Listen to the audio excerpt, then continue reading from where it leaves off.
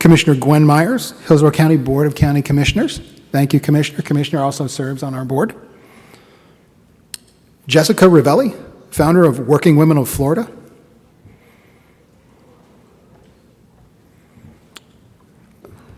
Yanina Rosario, Hispanic Professional Women's Center, former Career Source Tampa Bay board member. Thanks for coming, Yanina. It's great to see you again. And we're going to turn the tables on Serena a little bit. We're going to bring Serena up to the stage to participate in the panel because Serena is, she's not just the MC of this event, but she is a woman in business, a small business owner, Serena Fazan Media. So she will have some tremendous insight onto this panel as well. And the moderator for this discussion will be Kelly Flannery, President and CEO of the South Tampa Chamber of Commerce. So please give our panel of these great women in business a round of applause. Thank you.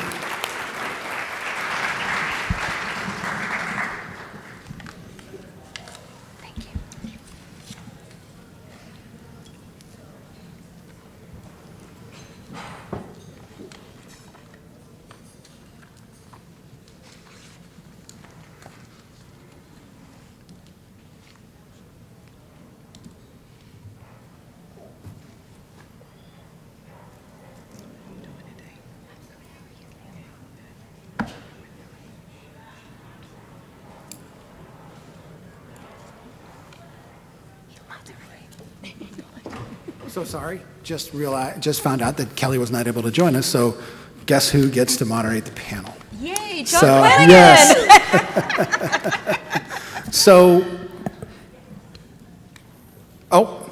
Never mind, Miss Flannery is here. Sorry. Kelly, the stage is yours. We're so disappointed. Thank you, Commissioner Myers.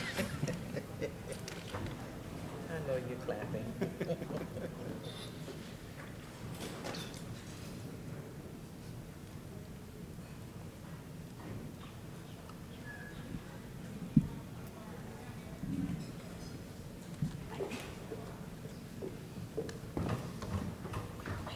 Well, Jessica, at least no one can say that we don't know how to make an entrance.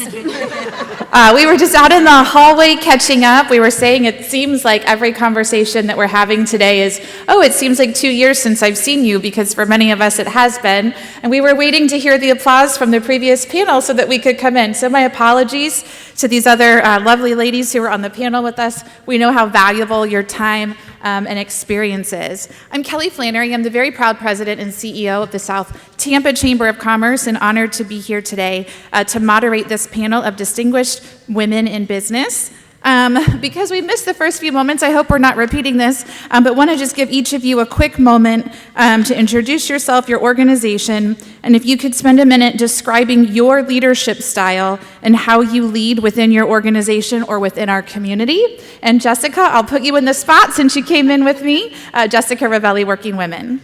Well, thank you, Kelly, and thank you for allowing us to be on this panel today. It's such an important topic. I'm Jessica Ravelli. I'm the founder of Working Women of Tampa Bay and the Working Women Foundation. We are one of the largest women's networking organizations in the Tampa Bay area, and our foundation provides seed money and support to women entrepreneurs. And my leadership style is kind of like a cheerleader. I really believe in supporting and being behind these women that are doing amazing things, like some of the women on the panel, and I just really enjoy that part of my job.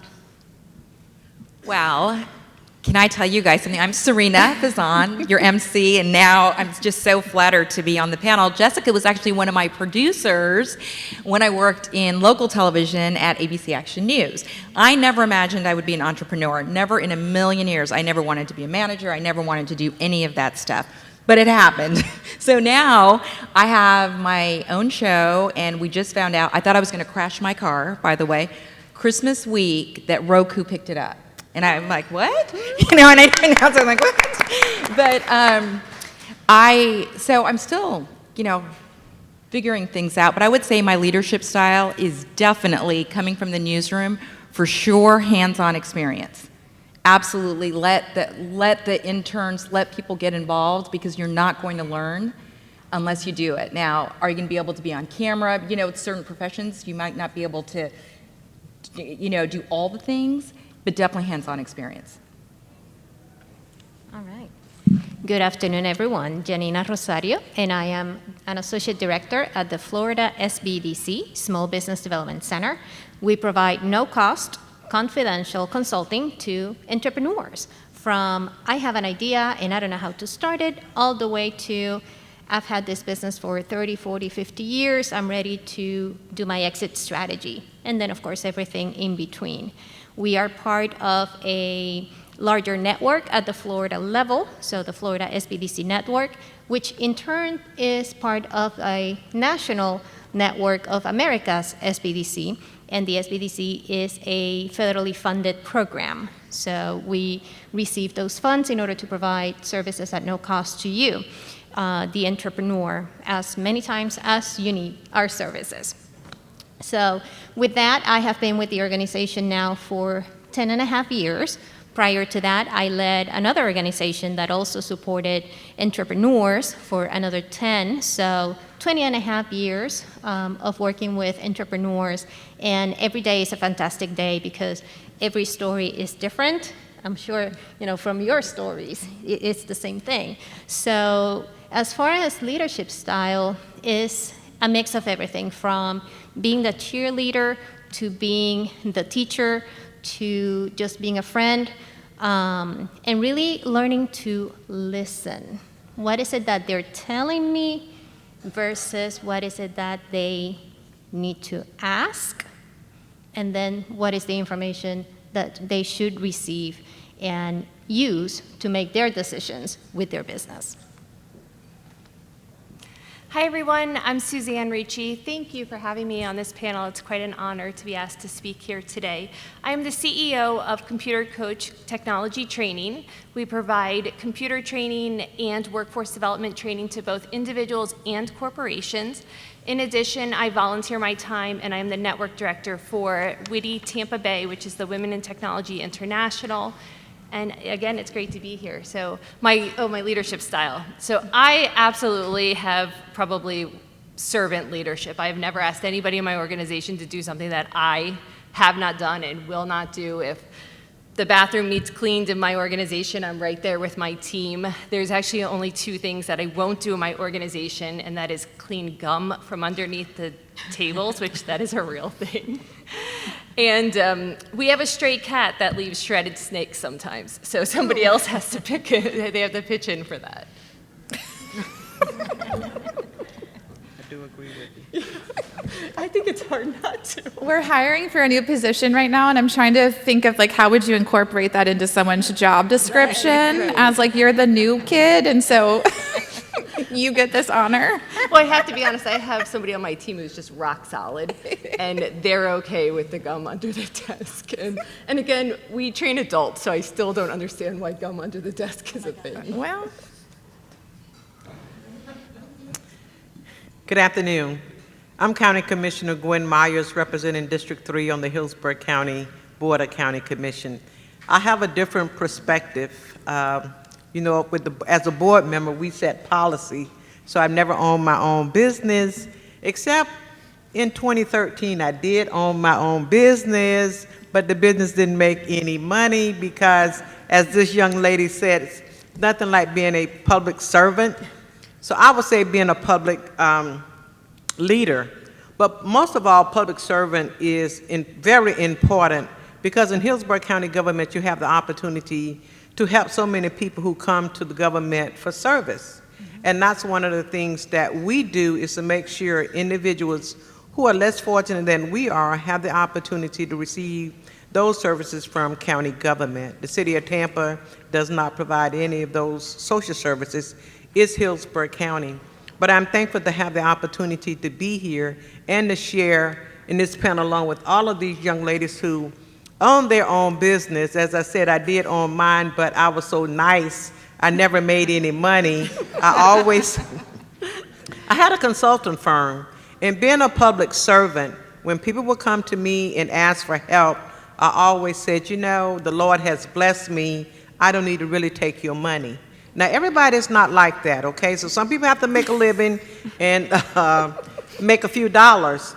But that has always been my decision that I made, because truly I am blessed, and I worked for county government for 25 years, retired in 2013, and the Lord spoke to me and said, run for a county commission seat. And the reason the Lord spoke to me is because I asked the question, how could I serve my community? And he said, run for a county seat. Now, I must say, my tenure at 25 years, I never thought about being a county commissioner. But when the Lord speaks to you, you do his will. So this is how I end up being a county commissioner. I have enjoyed my run, and I've served 1 year. Thank you so much. Thank you so much, and thank you to all of you for being here today. Now, we have a panel of women up here who have very diverse backgrounds and very diverse experience. But one thing I think that we can all agree on, whether it's in our current positions or past positions in the industries that we've worked in, can you talk about some of the barriers that women face in the workplace that impact their ability to lead? And how can we, as business leaders, build better working environments to benefit women? So what are some of the barriers, and then how can we overcome those challenges? Well, I can start. I mean, if you want, I think Jessica can speak to this too. In the television industry, when you work in a newsroom, I mean, honestly, you can be the most talented journalist, you could win the most Emmys, you can win everything, but if your news director prefers blondes over brunettes, you know, that is the way it is. And that's the way it's been for a long, long time. I commend the veteran journalists like Barbara Walters, Diane Sawyer. Wouldn't you agree with this, Jess? That have shown that women can age gracefully, and I think the key is just getting. I'd love for you to weigh in on this too, like more female managers, maybe. What would you say, since you also worked in this industry? Yeah, I think, going back, I was thinking about this question, and, I started my career when I was 19, and I jumped in really fast, and I think what I was missing is terms that you're hearing a lot more now, which is mentors, sponsors, coaches. I feel like that wasn't around when I was coming up in television, and I always think about you'll laugh at this, my first offer, my first job offer and how much money I was going to be making. And I remember the news director slid a piece of paper with the number, and I just accepted that. I didn't even think about pushing back, and I think about how my career could have been different if I had learned negotiation skills and I was taught how to communicate my value. So I think a lot of challenges that women are facing, and I don't know if it's always just gender, is around that, the sponsors, the coaches, the training, and a lot of that I think is happening more and more, which I'm really grateful for. And I would like to see additional coaching and training and sponsoring and mentoring, no matter what industry. We just happen to share television as our first loves. But yeah, I'd like to see that happen across the board, and I think that you're seeing a lot more of that in corporate America. Would anyone else like to tackle that question? Sure. I think whenever you're talking about workplace barriers for women in particular, the conversation of the expectation that women also are the primary, individual taking care of the kids and the house and making sure it's clean, and it's definitely a barrier. It's balancing a full-time job and the continuing education that you need to be able to excel in your career, making sure your children have what they need. I mean, it's a barrier. And as far as overcoming it, I think in the workplace we can start to listen to the true challenges that women have. And to give you an example, quite some time ago I was talking with somebody on my team, a woman on my team, and she had mentioned to me, it kind of hurts me that I'm only the one that dropped my kids off. I never get to pick my kids up from school. So I never get to see them at the end of the day. I'm always the one leaving them. I'm never the one to receive them. And I sat and I thought about that, and I said, wow, that's really heartbreaking almost, that here she was holding this. And I said to myself, but we can overcome that. How can we fix that? And prior to the pandemic, before everything went remote, I changed the schedule on Fridays. Usually at Computer Coach, we're there from 9 to 6. Most of our classes are in the evening because, again, we do continuing education. We need to be there when our customers get there. But on Fridays, we don't have classes. And I switched the schedule from 9 to 3 so that this one day she could be the one. And luckily, it was the day that the weekend started to pick up her children. So I think listening, as you mentioned earlier, really using active listening and realizing that the solution isn't always more pay or something like that. The solution could be something as simple as I had the ability to make the decision that she could get her kids at whatever time they needed to be picked up. So something that simple. And I'd just like to add, it's how we look out for each other in the workforce. That is one of the things that I notice a lot of time that is missing. We as women, we don't look out for each other. For whatever reason, it's the male, and nothing wrong with the male men working, but we as women, sometimes we get jealous for no reason in the workforce and what have you. But now we have the opportunity to make a difference. We see more and more women moving up in the workforce, and we need to know how to reach back and grab a young lady to come up with us. Not just me going up, but how do I help someone else move up in the career ladder as well? So I just want to point those things out.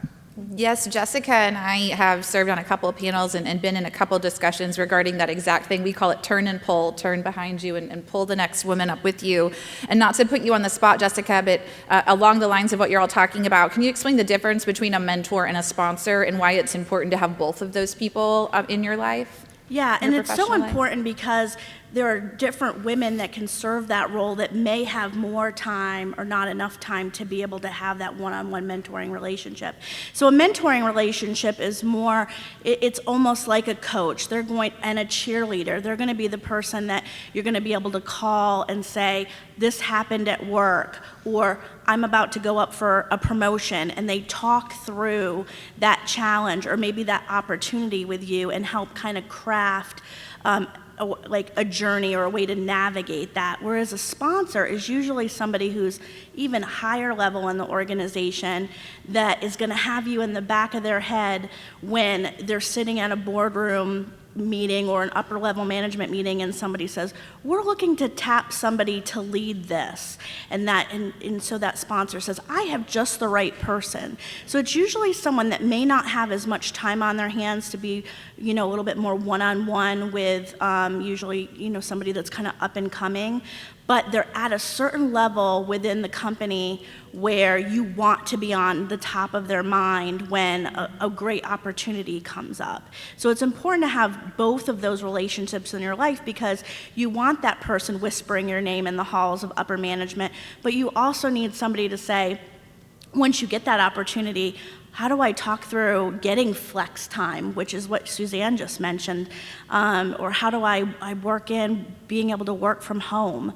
So it's really important to have both, and if you're turning and pulling, like Kelly just mentioned and Gwen just mentioned, there should be women in those higher levels of management that are willing to be one or both, or usually one or the other in your relationship.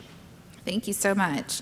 I'm going to take a different direction with the conversation because something that I think has been brought up multiple times today, there was a breakout on it, and something that I think all of us in our organizations are talking about more and more is the spotlight that's on diversity and inclusion. And there's a lot of conversations right now, whether it be on making sure that people of all different races or all different orientation or how you identify.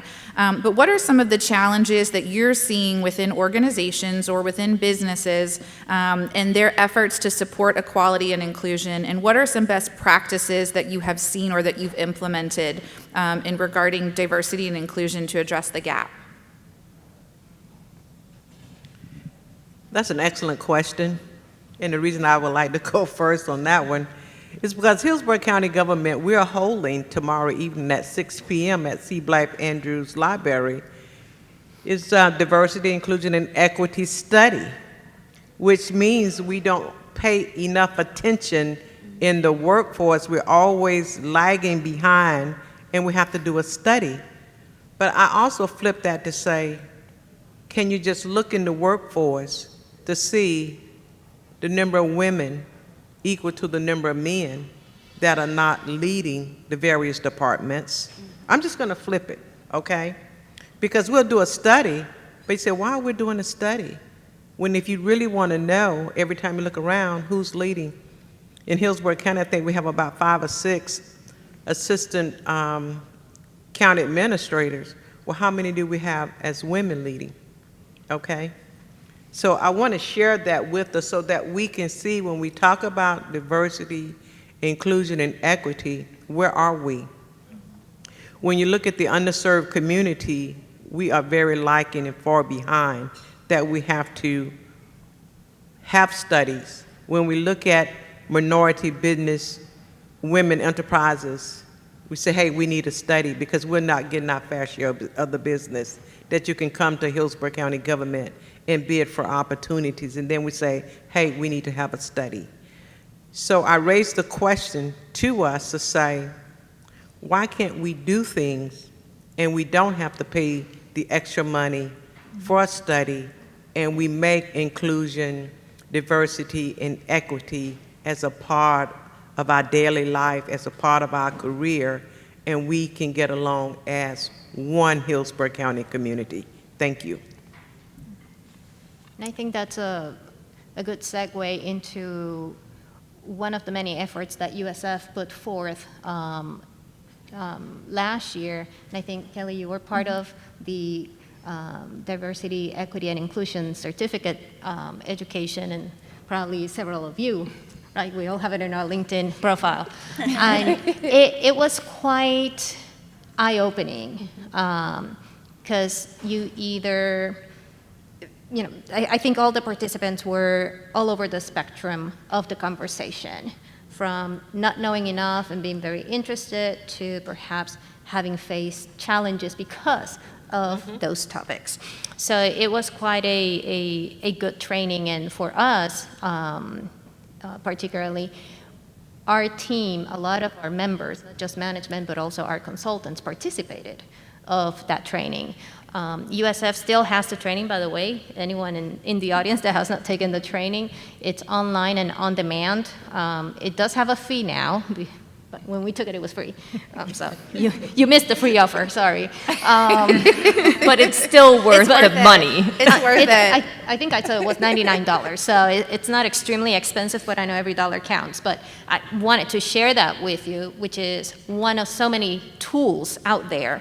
It's a long training, so you don't do this in an evening or a weekend, but it is so worthwhile, and the quality of speakers and presenters they had was amazing.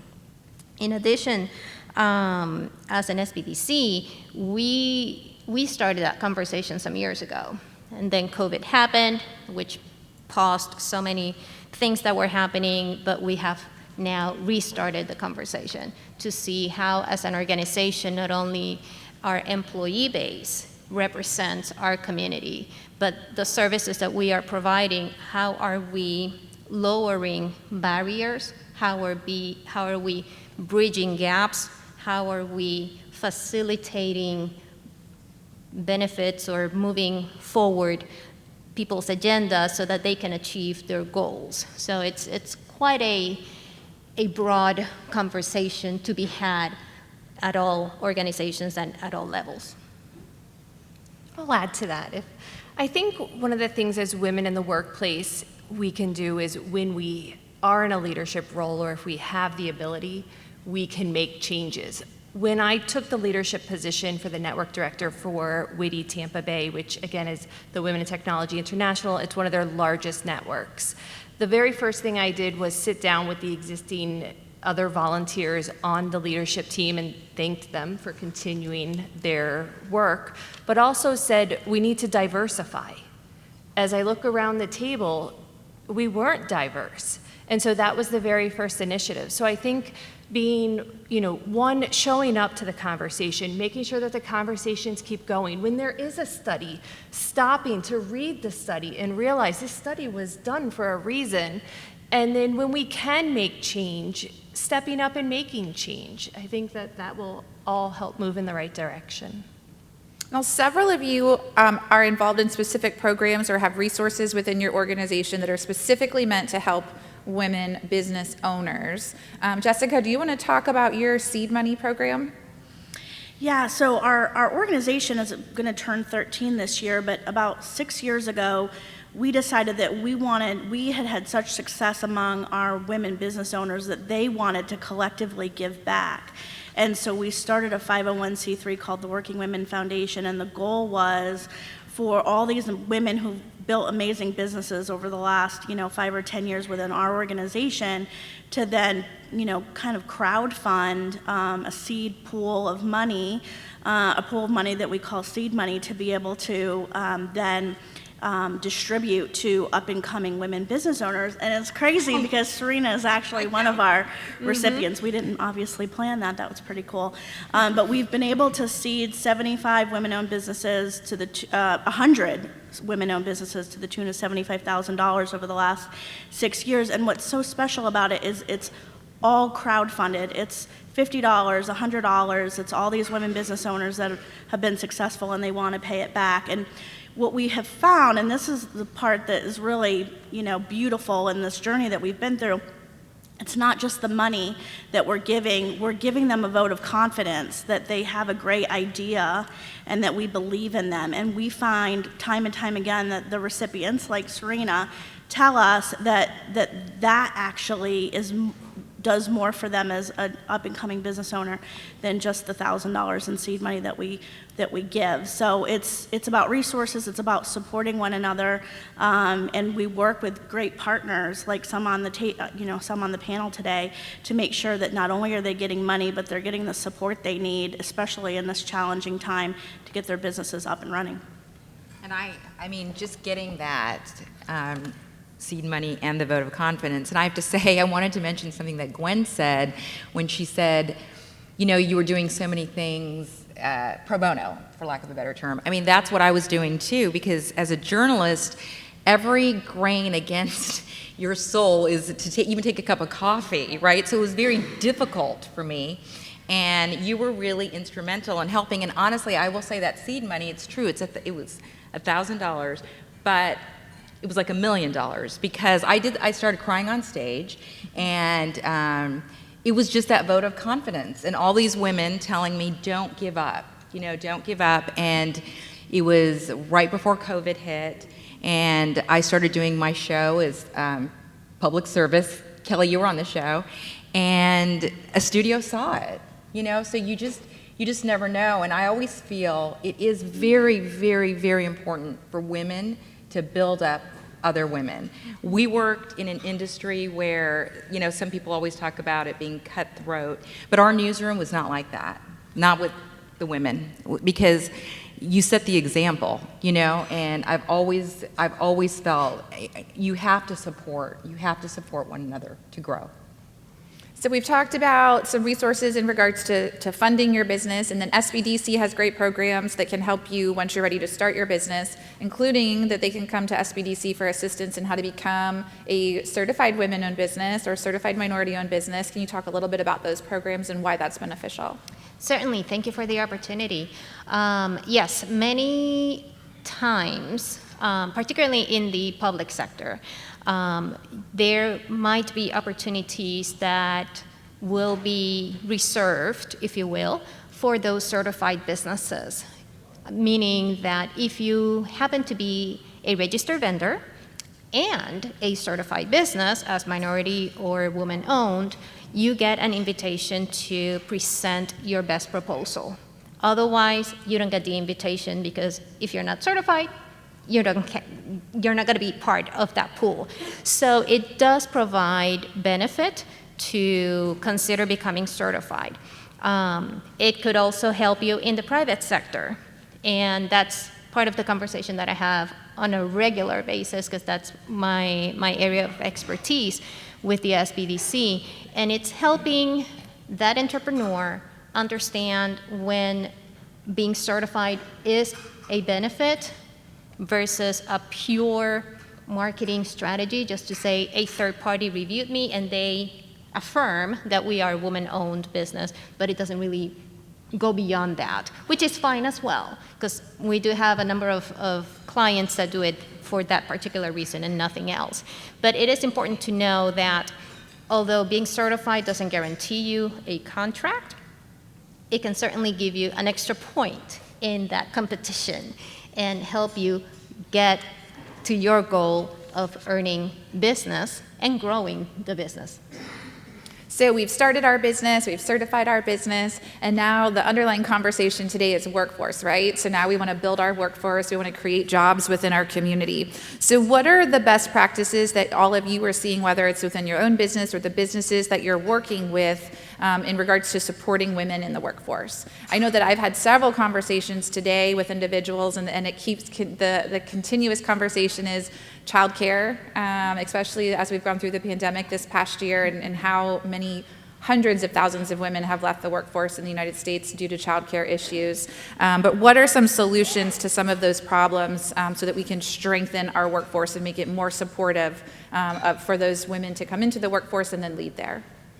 Knowing about CareerSource, I honestly didn't. I didn't, and so to know that there are so many resources available through CareerSource, and summits like this are amazing, everything that you guys offer. So I think it's educating yourself and trying to find out what is out there that can help your specific needs.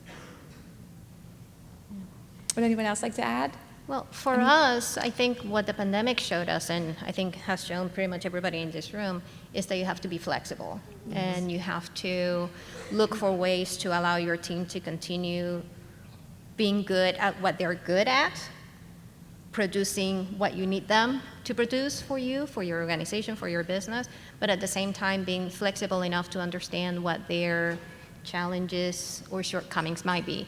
So for us, as soon as March 16, 2020 hit, that's COVID day number 1 for us, we pretty much summoned everybody into the office that week, and we said, okay, gather your computer, go home. And we allowed everybody, men and women, to work from home. And to this day, we hold a flexible schedule because we understand that not everybody is ready to go back. All of us had different challenges, not only childcare, but those that are taking care of their elderly parents. Several of our members have their loved ones, their partners, be in that very delicate group of individuals. So again, so many different factors as to why we needed to be flexible and allow our team to work from home, which on the flip side, we have never been so busy. We have never seen so many people. I mean, double and triple the number of individuals that we would see in 2019, we're seeing now because of technology, because of this flexibility. So again, it's learning to be nimble. That's one of our words in the organization. It's like, we got to be fluid. Nimble sounds better than pivot to me, so we'll take it, right? We all have those buzzwords from the past 22 months that we never want to hear again in unprecedented times, and we had to all learn to pivot. And we're all going to all remember where we were on March 16th and 17th of 2020. That's for those of us in these generations, that's going to be something that will always be something we remember. Mm-hmm. So let's talk about that. The last 22 months, I can't believe Jessica and I were talking about it at lunch. I can't believe we're 22 months in. I remember telling my staff, we got 30 days, and then it's going to be what I call the hurricane hangover. However long it took us to prepare for the hurricane, you need twice as much time for everyone to kind of get back into it and get over the emotional hangover. So we're going to have 30 days, we're going to get past this, and then 60 days we'll be back. Everything will be back in 90 days, and here we are 22 months later. So talk about how has the pandemic affected your business, and what lessons have you learned? How can we, as business owners and business managers, be better prepared for not if but when the next pandemic or the next crisis happens? I can start. I think that's a great question. I think like many organizations, we shifted to 100% remote. I mean, personally, and I know Jessica also, my entire world was a face-to-face networking world. Everything for me was face-to-face. How many events did I have this week? Where was I going? Who was I meeting with? And I had to have the flexibility after that onset of panic, like many individuals in the workplace, like, wait, we're going to work from home. Can we do this? But then I realized and I learned that, you know what, we can be even more productive working in a remote environment if we set our teams up for success, if we give them the boundaries and the policies and the guidelines, and if we have clear expectations on, yes, we are going to work from home, but that doesn't mean that, you know, we're still working. And so I think through the pandemic, I personally learned that I can lead a remote team, which if you would have talked to me on March 16th, which I was very blessed because I have an MD on staff who was coaching me since December on this is coming, this is coming. So I had the ability to essentially flip a switch and we were all remote. But it was very scary. I mean, making that decision to, okay, we are going to do this. I didn't know if we could or not, like many businesses across the world. And I learned that we could. I learned different leadership techniques. I learned different management techniques. And I learned, I mean, really how to network online too, thanks to Jessica. I don't have my glasses on, so I can't read that. You're going to have to tell me when it's time to get off. I don't know if anybody was on any Working Women of Tampa Bay events, but Jessica Ravelli really revolutionized the virtual networking. She made things fun. She was doing charcuterie board. I mean, there were so many of us that were following whatever Jessica was doing. We were doing 2 weeks later, so thank you. Well, we were talking about that at lunch because above and beyond the educational component, for many people, virtual events were what was giving people a connection to the outside world. Jessica, do you want to talk about that and how it impacted your members? Yeah, so yeah, just like Suzanne mentioned, we had to flip a switch too. In fact, I got to see Mayor Castor outside, and she was our last kind of keynote speaker. And I remember it was at International Women's Day. That was actually the day that Serena was presented her check. And she kind of warned everybody in the room, like, we probably won't be seeing each other for a while. And we thought a while was like 2 weeks, and obviously that changed. But we had to flip a switch really quickly, and we produced 200 events, just like Kelly does, per year of networking opportunities and educational opportunities for women. And we had to just flip overnight, basically. And I credit my television background. It's really great when you can pull from, you know, why you went to college to be able to start doing something else. And so, I hate the word pivot, but we did pivot to an all virtual calendar of events, and we did do stuff like charcuterie boards and stuff just to kind of lighten things up. And I think what I learned was, even though I would never want the pandemic to happen again, I'm blessed to have been pushed in that direction because we needed to adopt virtual events quicker than we would have done had the pandemic not happened. But it also did teach me about women and how they miss connection. And so many women came to me and said, you know, those events kind of kept me from going insane, especially when they were when it was virtual school. And so they would kind of, you know, get their kid going on whatever class work was going on that day, and then they'd be able to go in their office and learn. And so, we were really blessed to kind of see how it all played out. And I credit my television experience to be able to put it on. And now I'm glad that we've embarked on that journey, because what we learned is, this goes back to the flexibility word, which seems to be the word of the day, is that we had to be flexible and realize that our members needed on-demand virtual programming even prior to the pandemic, and they were missing really great educational opportunities because they didn't want to drive over the bridge to attend a workshop in Tampa. So we it caused us to fast forward into the future, like I think it did for a lot of corporate companies as well. So I believe that we are the last thing in between all of these people getting to enjoy happy hour. And we have about 5 minutes left before he comes back to me with another paper to let us know that we have about 5 minutes left. So to wrap up, I'd like to ask each of you, we've all heard that question, like if I had known then what I know now. So what advice would you give your younger self if you were able to sit down and have coffee with her today? Do you want me to start? I'll start if you want. I tell my 14-year-olds all the time this, and I wish I had known this when I was Yeah, I wish I knew this when I was younger. There's such a difference between being cocky and confident. And even if you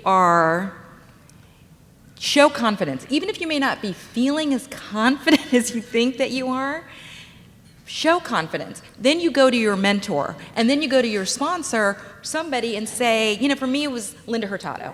Right. I love Linda Hurtado, right? Box 13. I would say, I'm not feeling as confident. Linda, can I talk to you about something? And she was a great mentor to me. So, and there are mentors all over the place. It's like who you connect with. But remember, that's my favorite line to share. There's a difference between being cocky and confident. You like that? Yeah, and I'll actually jump on top.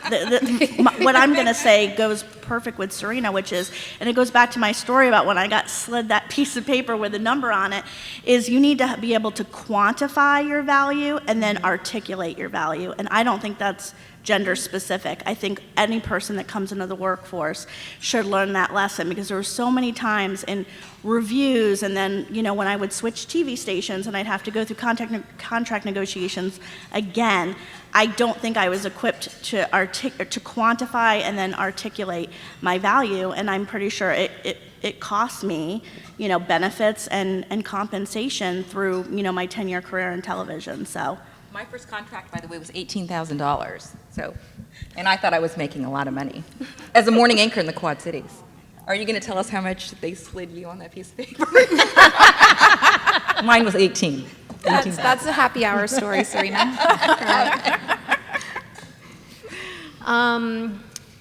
Probably to learn to speak up with that confidence.